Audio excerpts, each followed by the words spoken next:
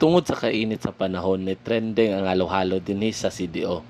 And ako introduce sa inyo na bago mag-open karon June 1. Good morning travelers, welcome to another Kentot Eats.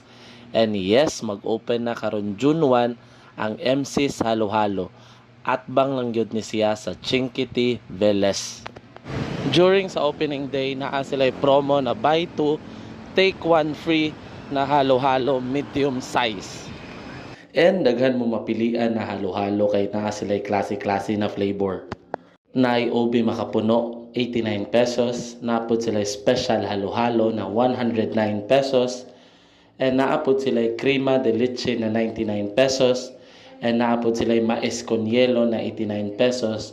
Og ang akong favorite nila na OB Overload 109 pesos. Ang OB halaya jud ani, grabe kalami, murag authentic.